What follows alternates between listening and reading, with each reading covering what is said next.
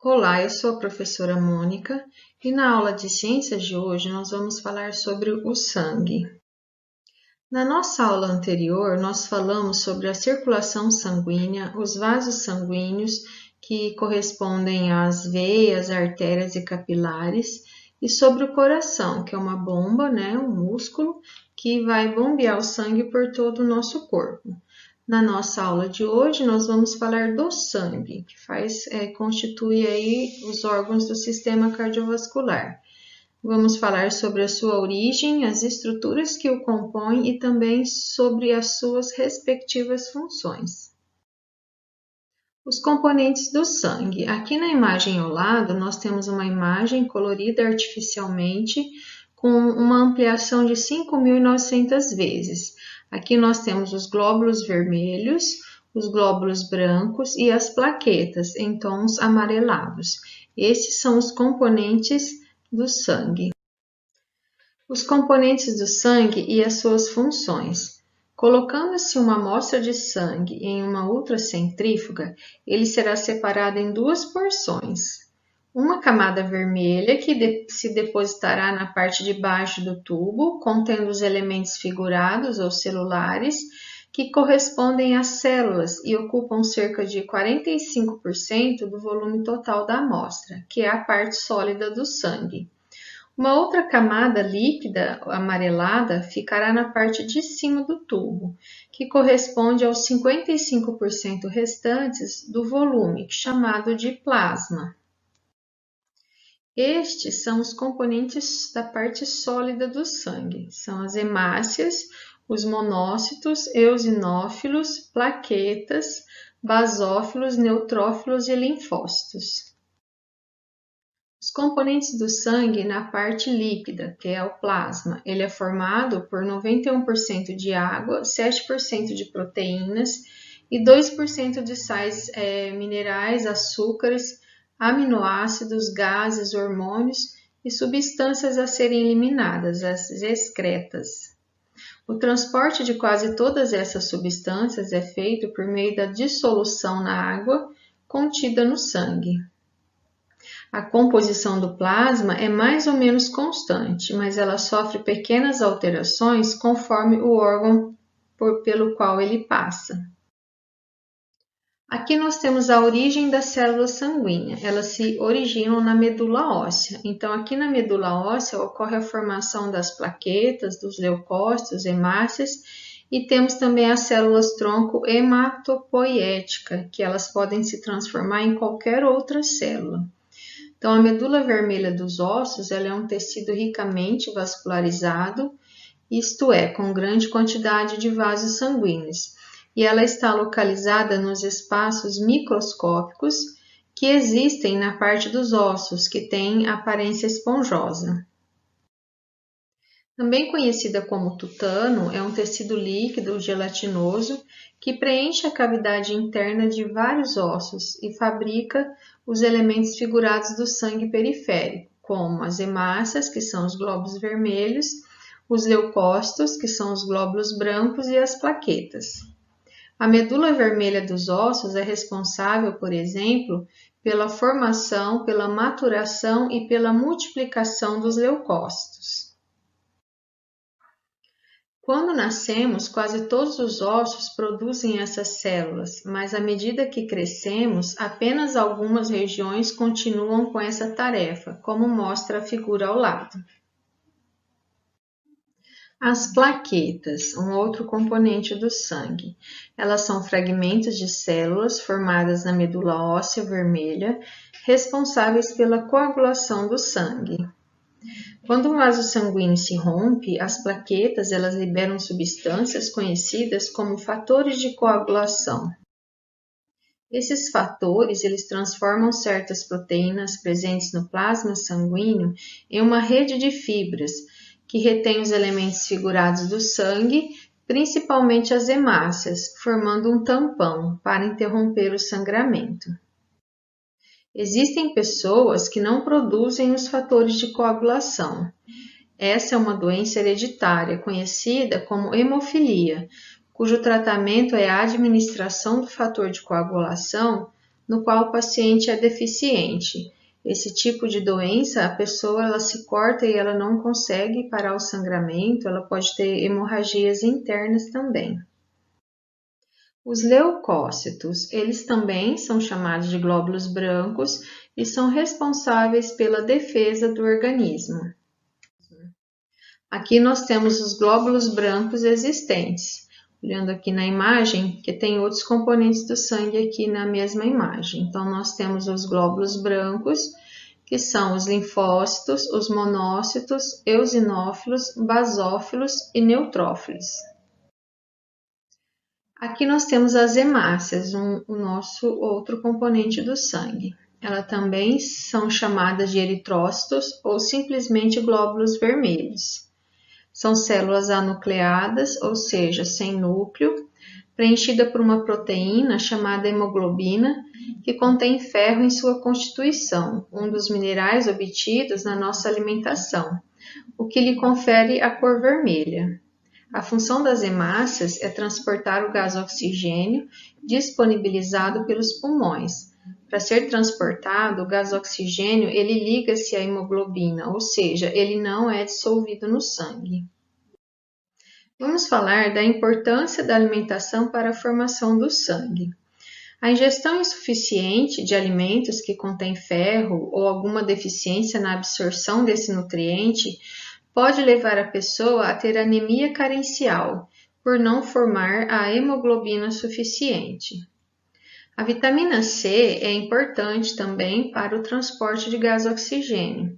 Além de melhorar a absorção do ferro no intestino, ela participa na formação dos leucócitos.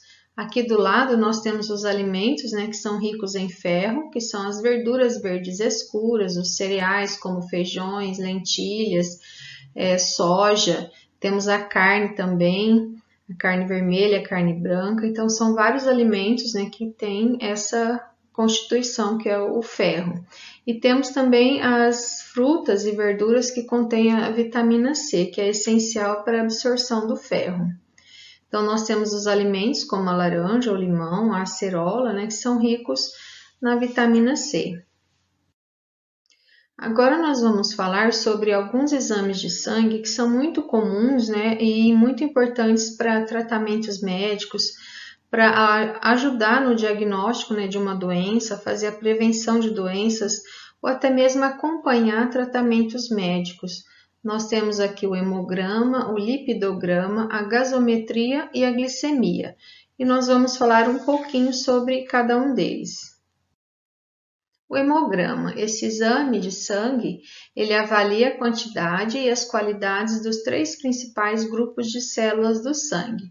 No caso aqui, são a série vermelha, que são as hemácias, que são os glóbulos vermelhos, que transportam o gás oxigênio e o nutriente para o corpo. Temos os leucócitos, que são os glóbulos brancos na série branca, que atuam no sistema imune. E temos as plaquetas, que modulam a coagulação sanguínea. O hemograma ele serve também para avaliar a saúde de maneira geral e quando há sintomas como febre, fadiga e fraqueza, entre outros. De maneira geral, ele identifica doenças que bagunçam a composição do sangue, como a leucemia, a anemia e infecções bacterianas ou virais. Alergias e hemorragias também podem ser detectadas com ele. O hemograma ele é utilizado ainda para assegurar que a pessoa esteja apta a passar por uma cirurgia e mesmo para checar a reação do corpo a determinados tratamentos. Enfim, existem 1001 utilidades para esse exame. No exame de hemograma, então, nós podemos observar aqui na série vermelha os eritrócitos, hemoglobina e hematócrito. Aqui nós temos o resultado do paciente e do lado nós temos os valores de referência, que são os valores onde nós vamos comparar se o resultado do paciente está normal, se está abaixo do normal ou está acima do normal. Então, a gente tem que observar o valor de referência. Aqui na série branca nós temos os leucócitos totais, que correspondem à quantidade total de glóbulos brancos, E depois nós temos todos os glóbulos brancos envolvidos, os neutrófilos, eosinófilos, basófilos, linfócitos e monócitos. Cada um desses glóbulos brancos ele possui uma função específica, por isso eles são determinados separadamente. Através do aumento, da produção desses glóbulos brancos, é possível o médico prever, e ajudar no diagnóstico de qual problema o paciente está sofrendo. E temos também a contagem das plaquetas, que correspondem ao fator de coagulação do sangue. Essa contagem de plaquetas é muito importante para diagnosticar a dengue, a dengue hemorrágica. O lipidograma é um outro exame que é muito comum.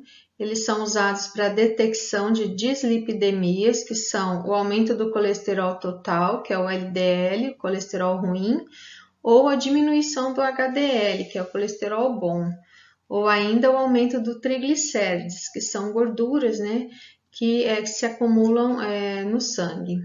Eles detectam também uma série de outras doenças, doenças cardiovasculares, e auxiliam na avaliação geral de pacientes com várias condições médicas. Aqui na imagem ao lado eu coloquei uma imagem da doença da arteriosclerose, que nós falamos numa aula passada, e a formação de placas de gordura devido ao aumento do colesterol ou do triglicérides no sangue.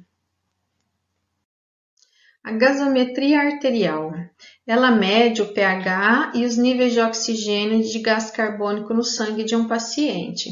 A verificação dos gases sanguíneos é utilizada para verificar o equilíbrio ácido básico do organismo, que está diretamente relacionado com a performance pulmonar e metabólica.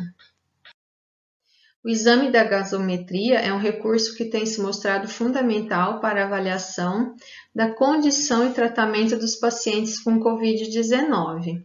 Ele é usado em situações críticas de insuficiência respiratória e é uma solução importante para a análise e para o gerenciamento dessa condição. O que é uma insuficiência respiratória? É uma incapacidade súbita do sistema respiratório em suprir as demandas metabólicas do organismo, a que se refere à oxigenação e à eliminação do gás carbônico, que é o que a gente observa que tem levado a óbito muitos pacientes que estão com a Covid-19. A glicemia. Esse é um dos exames mais simples e utilizados no diagnóstico de diabetes. O tempo de jejum ideal para esse exame de sangue, ele gira em torno de 8 a 10 horas. O exame de glicemia de jejum, ele serve para fazer o diagnóstico de hipoglicemia, ou seja, quando a taxa de glicose está abaixo do normal, ou a hiperglicemia, quando a taxa de glicose está acima do normal.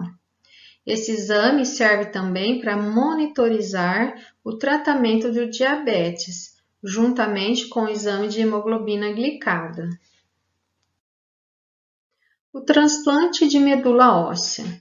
Então, recordando o que é a medula óssea, ela é um órgão responsável pela produção das células sanguíneas. E o transplante de medula óssea, ele é indicado principalmente para o tratamento de doenças que comprometem o funcionamento da medula óssea, como doenças hematológicas, oncohematológicas, imunodeficiências, doenças genéticas e hereditárias, alguns tumores sólidos e doenças autoimunes. Então, todos os problemas que envolvem a medula óssea pode ser solucionado ou amenizado com um transplante de medula. Quem pode fazer a doação de medula?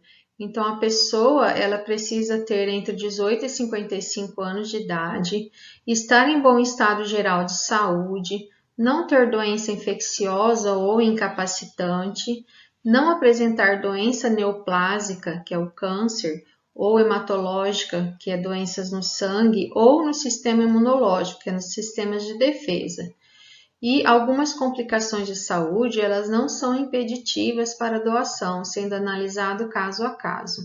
Então, no primeiro momento, quando a pessoa vai fazer a doação de medula, primeiro colhe somente o sangue da pessoa, para que ele fique armazenado, os dados da pessoa, num banco de dados. Se aparecer um doador compatível, aí sim a pessoa fará a doação da medula.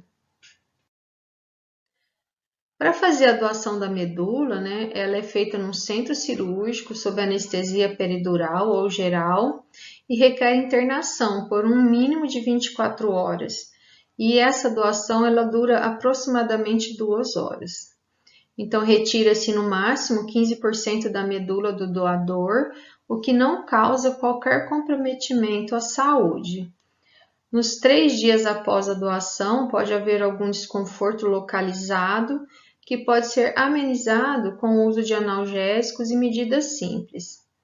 Normalmente, os doadores eles retornam às suas atividades habituais após uma semana. Então, é uma atitude, né, muito importante porque ela salva uma vida. Esses tipos de doenças, né, que requerem uma doação de medula, elas geralmente é porque elas não têm uma outra alternativa. 1 em cada 100.000, essa é a chance de se encontrar uma medula óssea compatível com a de uma outra pessoa no Brasil. Então, realmente é muito difícil, né, encontrar uma pessoa compatível. Então, faça, né, a sua parte, seja um doador de medula, deixa lá os seus dados armazenados. Se aparecer uma pessoa compatível, você vai salvar uma vida, né? Então, não fique de fora, seja um doador. E a nossa aula de hoje vai ficando por aqui, terminando com uma reflexão, né, para vocês aí sobre a doação de medula, né? Então vamos aí fazer cada um a sua parte, ajudando o próximo. Então eu desejo a vocês bons estudos e até a nossa próxima aula.